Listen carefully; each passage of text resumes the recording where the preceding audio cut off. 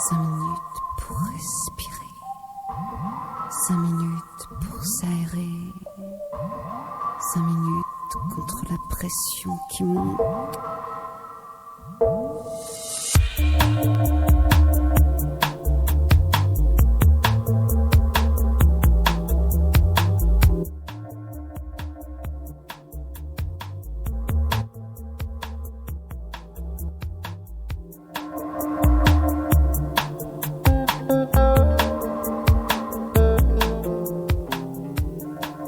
Chères auditrices, chers auditeurs, bienvenue dans cette respiration du 27 janvier.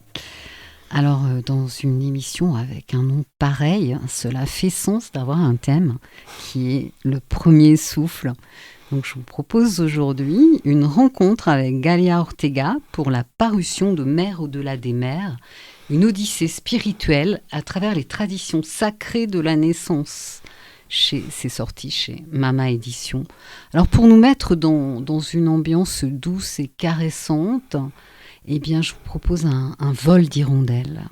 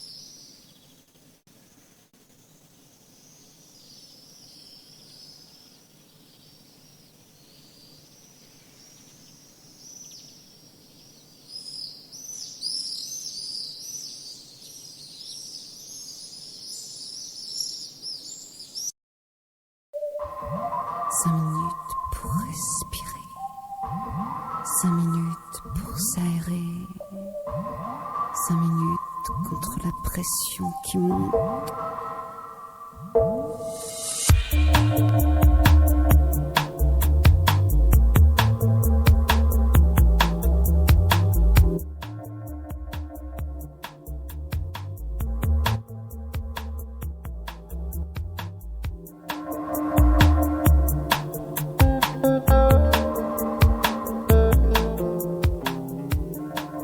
Chères auditrices, chers auditeurs, bienvenue dans cette respiration du 27 janvier. Alors, dans une émission avec un nom pareil, cela fait sens d'avoir un thème qui est le premier souffle. Donc, je vous propose aujourd'hui une rencontre avec Galia Ortega pour la parution de Mère au-delà des mers, une odyssée spirituelle à travers les traditions sacrées de la naissance. C'est sorti chez Mama Édition. Alors pour nous mettre dans une ambiance douce et caressante, je vous propose un vol d'hirondelles.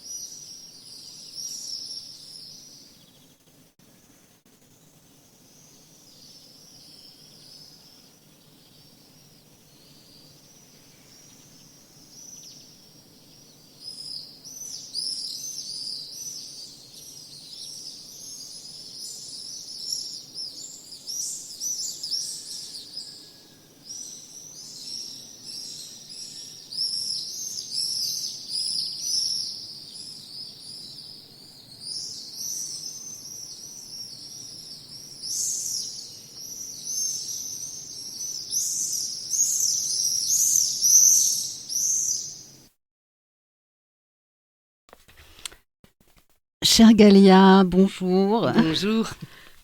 Ravie de vous retrouver. C'est pas la première fois que vous venez dans Respiration. Quelle chance j'ai. Alors, je le rappelle, vous êtes thérapeute, énergéticienne, autrice de 24 livres tout de même, une référence dans le domaine du bien-être et je dirais aussi une grande voyageuse. Oui, j'ai la chance d'avoir beaucoup voyagé et pour étudier et pour travailler ensuite. Ouais. Alors ce projet, ce livre Mère au-delà des mers, vous le portez dans vos bagages depuis longtemps, je crois. Absolument. En quoi était-ce important pour vous de faire ce livre dans ce moment de dénatalité qui traverse notre pays? Et oui, il paraît qu'il y a une dénatalité, effectivement. On fait moins d'enfants. Bon, moi j'ai l'âge que j'ai, c'est-à-dire un âge avancé. Donc ça veut dire que quand j'étais jeune, j'étais professeur de yoga. Et c'était l'époque de la naissance sans violence. On accouchait dans l'eau, avec la musique, c'était le chant prénatal. C'était beaucoup, beaucoup moins médicalisé que maintenant. Et donc, en tant que professeur de yoga, j'ai accompagné de multiples femmes jusqu'à la naissance. J'étais en salle d'accouchement, les obstétriciens le toléraient, beaucoup de femmes accouchaient à la maison, et donc de ce fait, la naissance était quelque chose qui était fondamental. C'était aussi une époque où moi-même j'ai été maman. Et puis le temps a passé, je suis devenue thérapeute, et j'ai pu observer, premièrement, que vous savez, au cours de notre vie, que nous soyons des hommes ou des femmes, nous traversons plusieurs moments où nous nous mettons au monde symboliquement nous-mêmes. Soit après une longue maladie, soit après une grosse rupture sentimentale, soit parce que nous changeons de pays. Enfin, on va dire que dans notre vie, nous traversons des nuits obscures, des moments où nous rentrons symboliquement dans un utérus symbolique ou bien dans un athanor également. Et nous nous mettons au monde avec des nouvelles cartes, des nouvelles donnes. D'ailleurs, tout le monde peut penser à cette nuit obscure, d'une certaine manière, que nous avons traversée collectivement il y a quelques années et qui s'appelle le Covid et le confinement. C'est-à-dire beaucoup de gens ont mis leur vie à plat à cette occasion-là et se sont remis au monde, c'est-à-dire ont fait de nouveaux choix de vie après. Vous voyez, pour moi, cette conscience de la naissance ou de l'auto-naissance était très très très important. Et puis, dans mon métier, parce que j'ai aussi beaucoup enseigné à l'étranger, j'ai beaucoup voyagé. Et donc, allant d'un pays à un autre, d'une culture à une autre, eh bien, j'ai eu l'occasion de voir comment les femmes, mais les communautés tout entières, mettaient les enfants au monde, c'est-à-dire avaient des rituels de naissance, des rituels sacrés, où parfois la femme était isolée, parfois la famille l'entourait, parfois elle était seule avec le papa, parfois c'était le village tout entier. Et cela m'a passionnée, si bien qu'il y a quelques années, j'ai eu envie d'écrire ce livre, qui faisait une sorte de synthèse de ce que j'avais porté dans ma conscience et dans mon cœur tout au long de ma vie. J'ai adoré écrire ce livre. D'accord, ouais, super. Alors, on suit un peu votre livre. Hein. Je vais suivre votre livre, en vérité, puisque vous commencez par parler de ce qui se passe avant la naissance, et je vais lire un extrait. L'enfant en naissance s'engage dans une quête existentielle, celle de comprendre sa véritable nature et sa connexion avec l'univers. Ainsi, la naissance incarne l'idée que chaque vie est un pèlerinage, un voyage sacré de l'âme à travers le monde matériel. Ce paysage initiatique n'est pas seulement celui de l'enfant, mais aussi celui de la mère, de la famille et même de la société qui accueille un nouvel être en son sein. Alors, pouvez-vous nous parler de ce lien avec le sacré? Eh bien, alors, quelles que soient nos croyances personnelles, je ne veux pas parler de religion, le sacré est quelque chose qui nous relie à l'univers, à la terre et à l'énergie céleste, d'une manière. Nous sommes tous égaux, plus ou moins consciemment, de cette dimension sacrée. Et vous savez, la dimension sacrée, on peut la mettre dans quelque activité que ce soit, c'est-à-dire manger d'une manière sacrée, faire l'amour d'une manière sacrée. Tout peut être relié à cela. Ça dépend si nous, en tant qu'êtres humains, nous percevons que nous sommes plus qu'un corps. Mais le corps en soi, c'est déjà un miracle. Le corps en soi nous fait accéder à quelque chose qui est au-delà du matériel. Cette dimension si spéciale. Donc, pour moi, la naissance est quelque chose de sacré. Chez tous les grands philosophes, on retrouve cette notion-là de parcours initiatique, en quelque sorte, de dimension de conscience différente. Et c'est cela que j'ai eu envie de mettre en relief dans ce livre. C'est-à-dire, on trouve cela en Inde, en Chine, au Japon, en Mongolie ou bien en Polynésie, quand les femmes accouchent avec les dauphins. Vous voyez, on trouve cela partout. Et quelles sont donc les traditions spirituelles qui attestent d'un lien de l'enfant avec un plan subtil? Absolument. C'est très important. Et puis ça donne, on va dire, à notre incarnation, à notre vie tout entière, une épaisseur, vous voyez, une épaisseur. On peut tout relier à cela, la maladie, la santé, la relation, toutes nos activités, comment on choisit son travail, comment on change de région, etc., etc. C'est passionnant. Tout à fait. Alors la naissance est aussi une expérience sensorielle qui passe par la peau, la chimie de la femme change, mais aussi pour l'enfant. Pourriez-vous nous parler, par exemple, de l'apnonomie? Ah, l'apnonomie qui a été, on va dire, créée en quelque sorte par Franz Wellmann, père. En fait, c'est ce qu'on a appelé la science du contact. C'est-à-dire comment on est en contact, d'abord avec soi-même et avec l'univers. C'est-à-dire que notre être ne s'arrête pas à la peau. Nous sommes sensoriellement plus que cela. C'est-à-dire à la manière dont, par exemple, un aveugle se déplace et qu'il appréhende le monde jusqu'au bout de sa canne blanche. Ça veut dire quoi? Ça veut dire qu'il sent l'espace autour de lui à travers cette canne. Il est plus grand que son corps lui-même.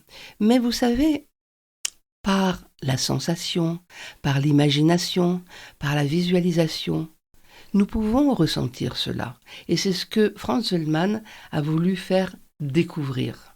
Et c'est vrai que il a beaucoup, et moi-même je l'ai utilisé aussi pour les gens que j'accompagnais, pour les femmes que j'accompagnais, il a mis au point cette méthode que beaucoup de sages-femmes utilisent dans ce qu'on pourrait appeler la naissance sans violence ou l'accouchement soi-disant sans douleur. C'est-à-dire une manière de rentrer dans la vague de sensations avec son enfant et d'accompagner cette naissance par une ouverture. D'ailleurs, dans l'accouchement, enfin du moins dans la grossesse, telle qu'on l'accompagne de plus en plus, on intègre la présence du papa par justement ce contact où il entre en relation avec le bébé, avec le fœtus, avant la naissance. C'est-à-dire que les femmes enceintes ou les sages-femmes lui apprennent à poser ses mains sur le ventre et à accueillir l'enfant. Et je vous assure, c'est magique. C'est-à-dire que on voit l'enfant qui se déplace dans le ventre et qui vient se mettre en contact avec la main du papa. Et ça fait un contact extraordinaire. C'est-à-dire, tout d'un coup, le papa existe pour l'enfant dans la relation avant même la naissance. Et ça, c'est vraiment une expérience exceptionnelle. Oui, c'est ce que vous écrivez aussi. La naissance d'un enfant, c'est aussi la naissance d'une mère et d'un père. Hein. Absolument, n'oublions pas. Alors j'ai choisi pour vous un morceau qui va bien, je trouve, avec ce thème, Ecstasy de Lou Reed. Vous écoutez Aligre FM 93.1.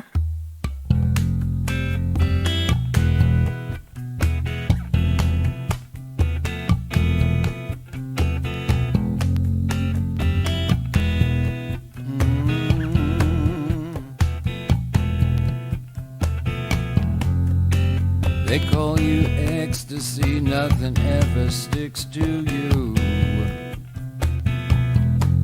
Not Velcro, not Scotch tape, not my arms dipped in glue. Not if I wrap myself in nylon, a piece of duct tape down my back.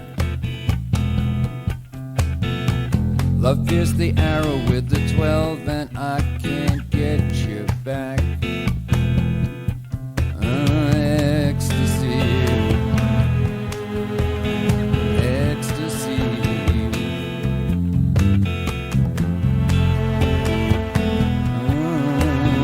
Ecstasy. Across the streets an old Ford, they took off its wheels. The engine is gone. In its seat sits a box with a note that says, goodbye Charlie, thanks a lot. I see a child through a window with a bib, and I think of us and what we almost did. The Hudson rocketing with light, the ships past the Statue of Liberty at night. They call it ecstasy, ecstasy.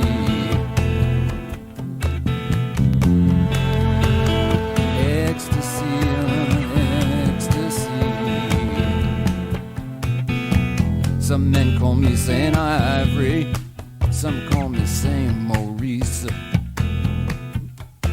I'm smooth as alabaster, with white veins running through my cheeks. A big stud through my eyebrow, a scar on my arm that says domain.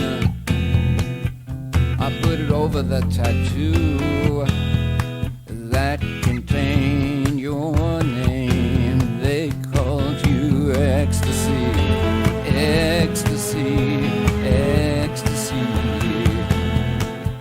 They call you ecstasy, ecstasy, ecstasy.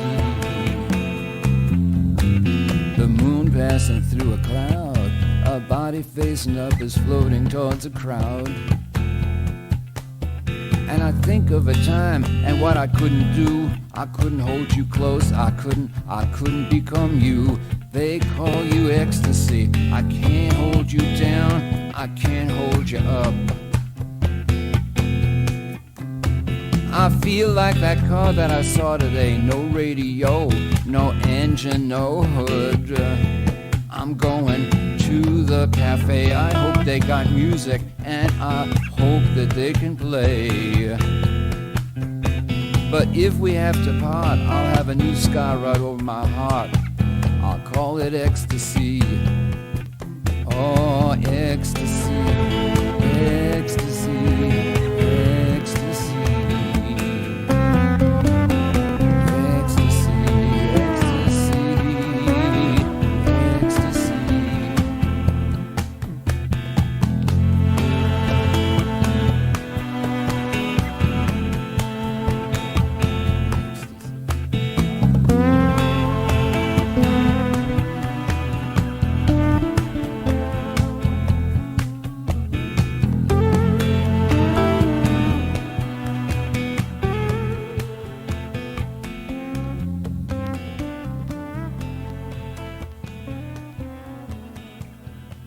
Vous êtes dans Respiration et je suis aujourd'hui en compagnie de Galéa Ortega. On parle de son dernier livre sorti chez Mama Édition, Mère au-delà des mers. Alors dans ce livre, vous nous entraînez dans un voyage autour du monde. Tout à fait, oui. Et j'aimerais qu'on s'attarde un petit peu sur le chapitre 3 qui s'appelle Maternité chamanique, terre et lac. Alors, dans vos souvenirs, quel rituel avez-vous observé en Mongolie, par exemple ? Alors, justement, donc je voulais signaler quand même quelque chose, ce jeu de mots sur mère, comme les mamans. Au-delà des mers, ça veut dire entre toutes les terres, il y a des mers, il y a de l'eau. Alors, mon fil conducteur a été ces mers, c'est-à-dire ces eaux, qui rappellent les eaux primordiales, évidemment, et qui rappellent aussi qu'au-delà des mers, il y a des lacs, par exemple, comme en Mongolie.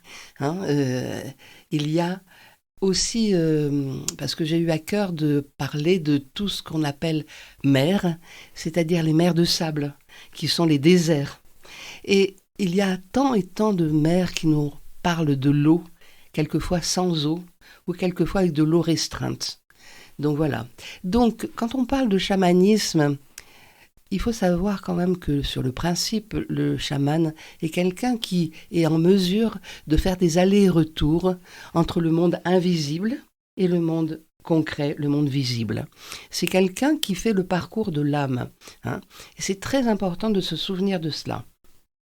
Or, très concrètement, qu'est-ce que l'enfant fait d'autre ? Dans l'incarnation, évidemment, à partir du moment où il va revenir, et dans un premier temps, c'est extrêmement concret. Ça veut dire que c'est quand même un œuf qui va être fécondé, un ovule qui va être fécondé, et qu'il va progressivement grandir pendant 9 mois dans l'utérus maternel, dans l'eau primordiale, et puis jusqu'à la mise au monde et au premier souffle, à la première respiration, où autrefois on donnait une bonne claque sur les fesses du bébé. Non, ce n'est plus à la mode maintenant. On ne le fait plus. Et maintenant, alors, les avis sont partagés à ce niveau-là. Quelquefois, il paraît qu'il faut des chocs pour réveiller, et quelquefois, on peut se réveiller dans la douceur. En tout cas, pour en revenir à la Mongolie et au chamanisme, le chaman accompagne cette mise au monde, permet à l'âme de venir très concrètement s'incarner dans le corps. Parce que, là aussi, les avis sont partagés, mais pour beaucoup de traditions, c'est le premier souffle, c'est la première respiration qui fait réellement l'incarnation. Ouais. Et ça, c'est très important de s'en souvenir. C'est comme un acte magique. Vous savez, c'est comme un acte alchimique. C'est-à-dire le moment où le précipité se fait et où, voilà. Et jusqu'avant, alors, est-ce que l'enfant est vivant avant, oui ou non ? C'est pas si simple. Il n'y a pas de réponse très claire. Cela dépend, encore une fois, de l'état de conscience. C'est en cela que le chamanisme est vraiment très, très, très important et appréciable. Le vrai, je veux dire, pas celui qu'on apprend en 2 week-ends comme ça pour faire du tourisme chamanique. Le vrai, et je vous assure, c'est pas une plaisanterie. C'est pas une plaisanterie.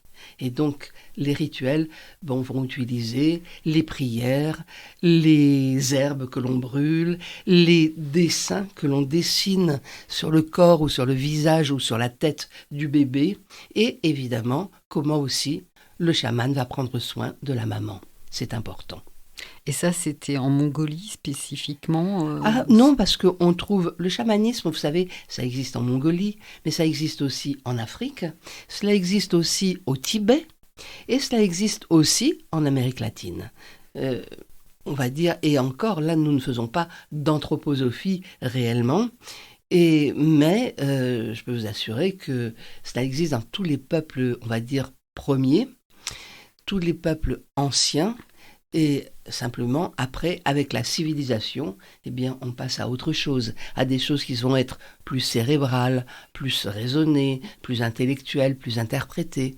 on perd un petit peu ce fil. Mais en ce moment, le besoin du sacré sur la terre entière est tel que les gens retrouvent ce type de racines. Et ça, c'est vraiment important. Mais il ne faut pas se raconter d'histoire. C'est pas un produit de consommation. Voilà. C'est très important. C'est vraiment quelque chose de sacré. Alors on apprend que dans certaines communautés, on accouche en extérieur, près d'une rivière ou dans une forêt. Oui. Pourquoi ? Eh bien, c'est toujours pour le lien avec la nature. Selon le type de peuple, il y a des peuples qui vont être plus liés à l'eau, D'autres peuples qui vont être plus liés au végétal. C'est très important. Ou d'autres plus liés, si jamais je prends à nouveau l'exemple de la Polynésie, eh bien, l'eau est l'animal dans la mesure où le dauphin est quand même un animal. Ceci dit, ne pensez pas que ce soit si simple que cela. Le dauphin est un animal sauvage et c'est un animal qui vit librement et il n'est pas toujours évident, il n'est pas au service comme cela de la femme. Il vient ou il ne vient pas. Après, il faut aussi mesurer les risques de contagion. Le bébé, c'est pas si simple, on peut pas le mettre dans l'eau comme ça, c'est pas si évident. Mais cela existe, il faut le souligner, parce que, eh bien, on observe, j'ai pu observer moi-même, et c'est ce qui est décrit dans ce livre, eh bien que ce n'est pas la même état de conscience en Inde, en Chine, au Japon, en Mongolie, etc., etc. Voilà. C'est pas... Quand on n'a pas perdu ses racines, eh bien c'est comme ça. Maintenant, nous, en Occident, c'est l'hôpital. Mais, compte tenu qu'il y a de moins en moins de disponibilité dans les maternités, beaucoup de femmes accouchent à la maison, avec des sages-femmes. Et c'est bien aussi. C'est bien aussi pour les déserts médicaux. C'est bien aussi pour plein de raisons. Ceci dit, c'est pas facile. C'est pas facile de savoir que si jamais on a un pépin, eh bien, on a la première maternité, elle est à 1 heure de route. Ouais. Voilà. Et d'où vient cette tradition des doulas ? D'où vient ce mot d'ailleurs ? Alors, la doula est une femme qui accompagne, ce n'est pas nécessairement une sage-femme. Beaucoup de gens confondent. La doula est une femme qui accompagne pendant la grossesse, qui prend soin de la femme, qui l'éveille, qui lui conseille, ou bien du repos, ou bien des tisanes, ou bien... La doula est quelque chose qui... Alors, je ne me souviens plus de quelle tradition elle est issue, mais vous savez, dans beaucoup de peuples, le contact avec la femme n'a jamais été perdu. Moi, je sais que dans mon passé, j'ai aussi beaucoup rencontré des Amérindiens.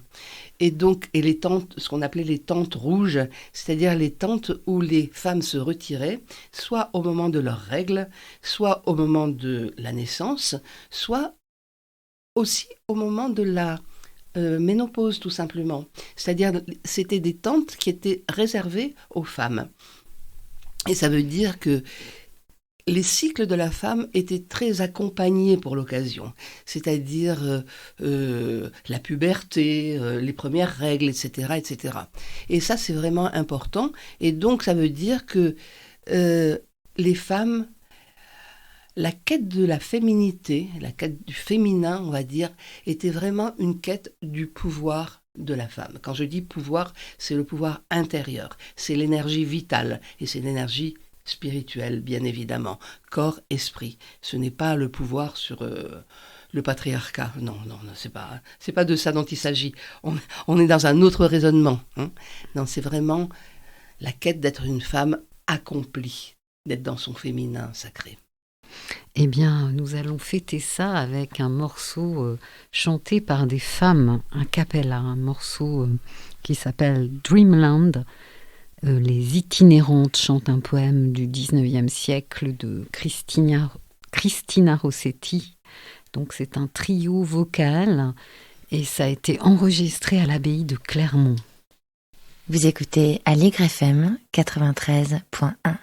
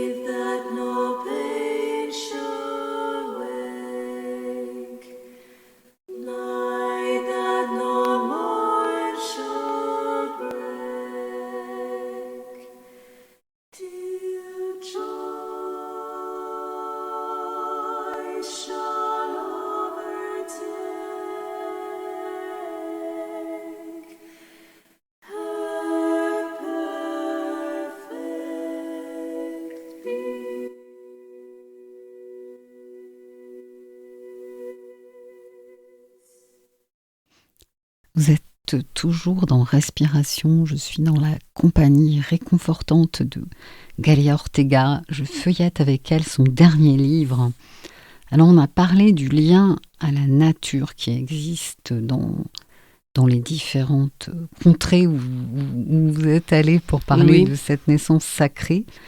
Et donc, bien sûr, on le retrouve dans le Pacifique. Vous avez évoqué cette extraordinaire naissance avec l'aide des dauphins. Et il semble que la naissance est peut-être plus qu'ailleurs un lien très fort, communautaire et aux ancêtres dans cette région. Tout à fait. Donc d'abord, tous les pays qui sont autour de l'océan Pacifique, ce sont beaucoup des îles. C'est-à-dire c'est le Japon, qui quand même le Japon, c'est plusieurs îles. C'est toute l'Indonésie, c'est une multitude d'îles. Donc, il faut savoir que quand vous avez affaire à des peuples qui sont dans des îlots comme ça, dans des endroits qui sont entourés d'eau et qui sont préservés, c'est en même temps des communautés, on va dire, restreintes. La Polynésie, c'est la même chose. Hein. La Polynésie, c'est une multitude d'îles, d'atolls, etc., etc. Donc c'est en même temps une communauté de terre, le Japon, l'Indonésie, la Polynésie, et en même temps une isolation, c'est-à-dire en même temps ils ont des racines d'une petite terre qui est entourée d'eau. Ça veut dire que du coup, le culte des ancêtres est très, très, très important. Parce que du coup, bien qu'il soit entouré d'eau, il y a un lien à la terre et à la nature qui est fondamental.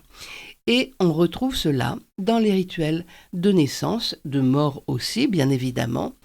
Et ça veut dire que ce sont des personnes qui sont très reliées à leur identité profonde. Alors là, je peux vous dire que la mémoire cellulaire, chez eux, ça fonctionne. Ils sont des héritiers conscients de la tradition, conscients. De toute façon, regardez le Japon. Ce sont des héritiers conscients de la tradition, c'est-à-dire ils se sont architecturés avec la tradition spirituelle, ils ont cru... Tout, que vous regardiez, tout a du sens, un sens qui est relié. Regardez par exemple comment ils ont géré les arts martiaux qui sont en même temps des arts de paix profonde et d'accomplissement. Donc, vous voyez, dans les rituels de naissance, on retrouve exactement la même chose. Et quand vous parlez par exemple à des Japonais ou quand vous parlez à des gens qui sont en Indonésie, ils vont vous parler de la naissance, ils sont très reliés à ce que nous, en Occident, nous appelons le peuple de la nature, c'est-à-dire les entités de la nature. Oui, hein, les petites... Les kami au Japon notamment. Tout à fait, les kami. Et donc, ce que nous avons retrouvé consciemment au 19e siècle. Hein, parce que le 19e siècle a été un moment d'éclosion de la voyance, de la médiumnité et du relien avec la nature. Nous avons perdu cela à partir de l'Antiquité, et nous avons perdu cela, et c'est revenu aux alentours du 19e siècle. Par contre, dans l'océan Pacifique, il n'en est rien du tout. Eux, ils ne l'ont jamais perdu. C'est-à-dire que tout leur art a été de toujours accueillir cela d'une manière vivace. Voyez ? Et donc, on retrouve beaucoup cela au moment de la naissance. Beaucoup, beaucoup. Ça veut dire que, en fonction de qui va être autour de la femme, qui donne la naissance, la vie, eh bien, on va prier, mettre des onctions sur le corps, faire non pas des tatouages, mais des dessins avec de l'encre. Vous voyez, c'est comme des tatouages, mais parce que à ce moment-là, ces dessins sont des sortes d'ouverture de centres énergétiques et de centres sacrés. Et ça, je vous assure que c'est, quand vous parlez avec ces gens-là, c'est vraiment magique. Ça veut dire que tout d'un coup, le monde s'ouvre dans notre conscience. Le monde s'ouvre. Voilà, donc ça, l'océan Pacifique, c'est vraiment ça. le grand Pacifique. Très bien. Et alors, j'ai noté quelque chose qui ne se passe sans doute pas en Polynésie, mais pourquoi enterre-t-on le placenta ? Ah, l'histoire du placenta. Ah, ça, c'est vraiment... Mais vous savez, le placenta, c'est quand même la première nourriture du bébé. Première nourriture. Il se nourrit de cela. C'est-à-dire que il ne mange pas. Il faut quand même arrêter avec ce fantasme que le fœtus mange la maman. Non. Le fœtus mange le placenta. Donc, qui est cette espèce de galette dans laquelle il y a de tout. Il y a beaucoup de sang, mais beaucoup de nutriments. Et c'est vraiment une galette qui est la première nourriture du bébé. Mais ça veut dire que dans la plupart des grandes traditions qui n'ont pas perdu le fil, on enterre le placenta. Dans certaines traditions, on enterre le placenta et on plante un arbre. Soit on met l'arbre existe déjà, soit on va planter un arbre et l'enfant va voir cet arbre grandir qui va le relier avec sa première nourriture. Ça, c'est vraiment important. Vous savez, alors, ce qui se passe maintenant chez nous, en Occident, c'est que le placenta, c'est plein de cellules mères et c'est surtout plein d'une richesse de cellules extraordinaires. Et donc, évidemment, dans les hôpitaux, ils ont tendance à le garder pour l'envoyer au labo pour faire des médicaments et des compléments alimentaires. Mais sachez que vous pouvez toujours exiger d'avoir votre placenta. Vous pouvez toujours exiger il vous appartient, il appartient au bébé et vous pouvez toujours le récupérer pour, pourquoi pas, dans votre jardin parisien ou ailleurs en France, l'enterrer et faire votre rituel à vous.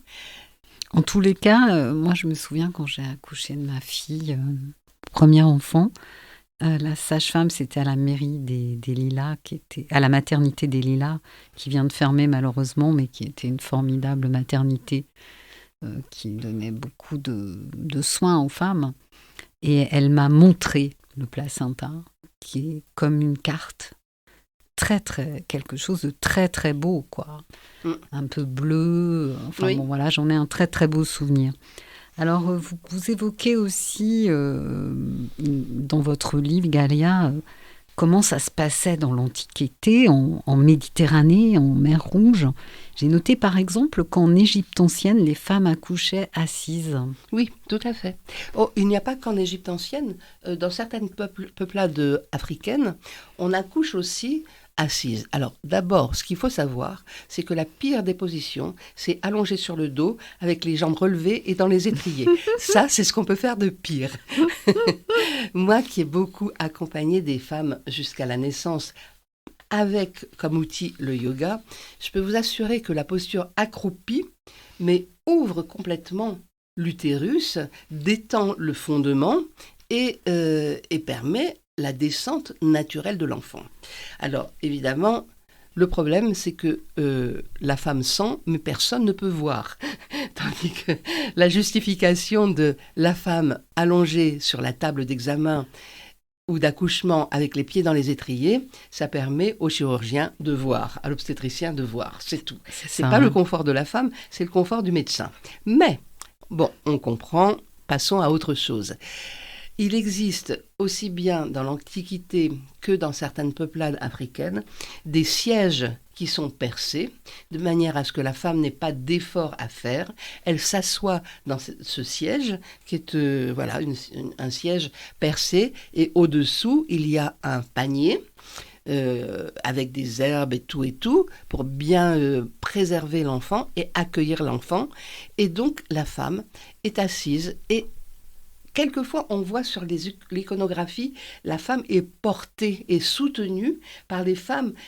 Les femmes autour d'elle mettent les bras sous ses bras et la femme peut s'appuyer sur ses amis ou les gens de sa famille. Elle s'appuie et c'est comme si tout le monde accueillait cet enfant. C'est vraiment un moment extraordinaire. C'est une très belle image et... Love is the message. de Youssef Days, Alpha Mist, un live à Studio Abbey Road avec un featuring de Mansour Brown et Rocco Palladino. Vous écoutez Aligre FM 93.1.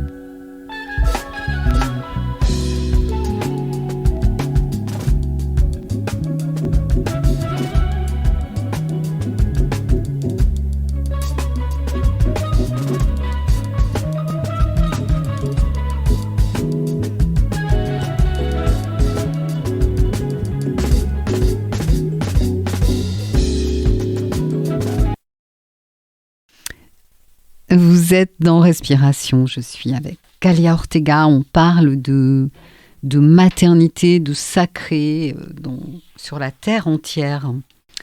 Alors on en est au chapitre 6 dans l'océan Indien, nous voilà dans l'océan Indien, et j'ai sélectionné quelques pratiques que j'ai trouvées très jolies, très inspirantes. Donc le tsioka, ou le souffle sacré. Dans certaines traditions malgaches, il est courant que le grand-père ou une personne vénérable souffle doucement sur le front du nouveau-né juste après sa naissance. Ce souffle est censé transmettre la protection et la sagesse des ancêtres à l'enfant. C'est très important le souffle. Nous, dans nos traditions, on va dire occidentales, maintenant on a pris un peu de distance, on a oublié depuis le temps. Mais c'était le rôle du père, parce que la mère donne, on va dire, l'eau et la terre, et l'homme donne l'air et le feu. Et donc, en principe, dans les grandes traditions occidentales, l'homme murmurait à l'oreille de l'enfant son nom, c'est-à-dire à travers son souffle, sa parole. Le rôle de l'homme, c'est vraiment la parole. La femme donne autre chose, mais donc donner le souffle, voyez, c'est quelque chose de très ancien, aussi bien chez les Grecs que tout autour de la Méditerranée, chez les Égyptiens également, et tout autour de la Méditerranée et tout autour de la mer Rouge aussi, hein. C'est-à-dire les pays que nous appelons maintenant Moyen-Orient, Proche-Orient, etc., l'Égypte. On a perdu cela, mais cela était vraiment très enraciné dans les traditions anciennes. N'oublions pas que nous venons de ces traditions-là. Nous sommes des anciens Grecs, des anciens Égyptiens, nous sommes des anciens Arabes du Moyen-Orient. C'est très, très, très important de s'en souvenir. Ce sont nos vraies racines très anciennes. C'est notre socle. Oui, alors donc cette transmission du souffle, par le souffle, du verbe, oui. Mais on voit à quel point, en fait, dans une existence, finalement, une existence se joue entre le premier et le dernier souffle. Absolument. Bonne remarque. Bonne remarque. Bonne remarque, parce que effectivement, mais le souffle, c'est vraiment la base de la vie. Hein. Donc on le sait, enfin, même si ça fait un petit peu tarte à la crème de le répéter comme ça, mais c'est vraiment vrai. C'est-à-dire que nous sommes des êtres de souffle avant tout. Et tu disais tout à l'heure quelque chose d'important qui est le nom du verbe. C'est-à-dire pas seulement du souffle qui respire, mais du verbe qui dit, qui prononce. Et là, le verbe, c'est la base de la vie, quoi. C'est pas la base de la vie, c'est la base de l'humanité, pardon. Il faut que je rectifie un petit peu. En principe, les animaux ne sont pas concernés directement par le verbe, qu'il soit symbolique ou réel. Très bien, alors puisqu'on parle de verbe, on va parler du choix du prénom. Jata Karma, c'est l'un des premiers rituels après la naissance.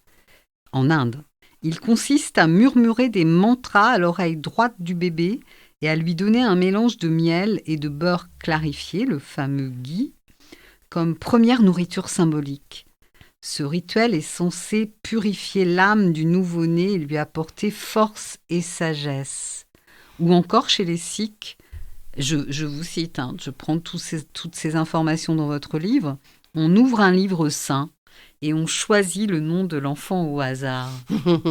Ça, c'est étonnant, non ? Oui. Et c'est important le nom. Il faut savoir que le prénom qu'on vous donne, c'est le son que vous allez entendre le plus dans votre vie. Ça va sonner. Ça va sonner. Notre prénom nous forme. Et quand on vous appelle par un surnom, cela vous forme aussi. Le nom de famille, c'est la lignée. Et ce n'est pas anodin que dans certains peuples, certaines comment on va dire, tradition, on porte le nom de la mère, comme chez les Espagnols ou chez les Portugais, le nom de la mère et le nom du père. Mm-hmm. Et puis, voilà, même aux États-Unis, c'est ainsi. Et donc, c'est important. Le nom de famille, c'est la lignée. Par contre, le prénom ou le surnom, c'est nous, dans ce qui va faire sonner nos cellules. C'est très, très important. Vraiment très, très important. Vraiment. Et donc, évidemment, dans la tradition, le papa, ou le parrain aussi, dans d'autres traditions, le parrain, mais c'est toujours un homme qui va murmurer le nom à l'oreille de l'enfant, du bébé qui vient de naître. Quelquefois, ça se fait tout de suite après la naissance, et quelquefois, on attend 8 jours que l'incarnation soit vraiment faite, et puis que c'est pas toujours immédiat. Et qu'avez-vous observé de la naissance chez les peuples nomades ?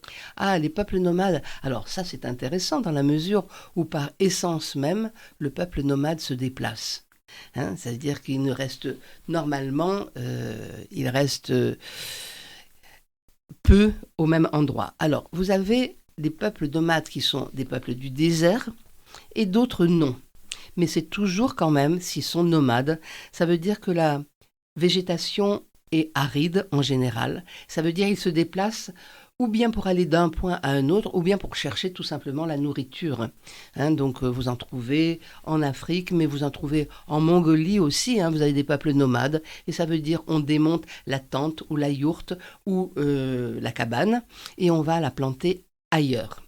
Donc, évidemment, dans ces cas-là, comment faire avec le bébé qui va naître? Eh bien, ou bien c'est l'occasion de s'arrêter, et donc de créer un foyer, c'est-à-dire de mettre du feu, de protéger des animaux et de mettre l'enfant au monde, et puis de repartir.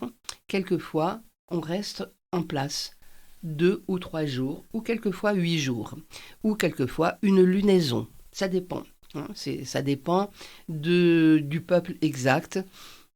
Mais c'est vrai qu'un peuple nomade doit se protéger des intempéries, doit se protéger des animaux, et puis doit aussi se déplacer, et quelquefois on n'a pas beaucoup le choix.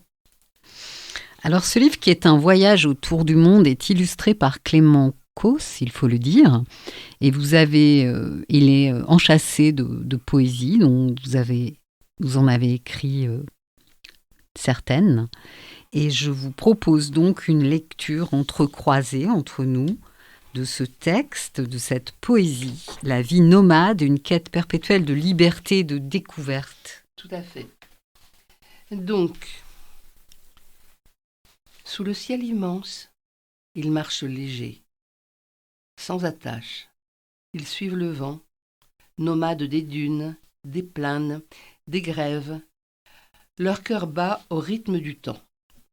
Le sable s'efface sous leurs pas furtifs. Leur foyer n'a ni mur ni toit. Les étoiles veillent sur leurs rêves vifs.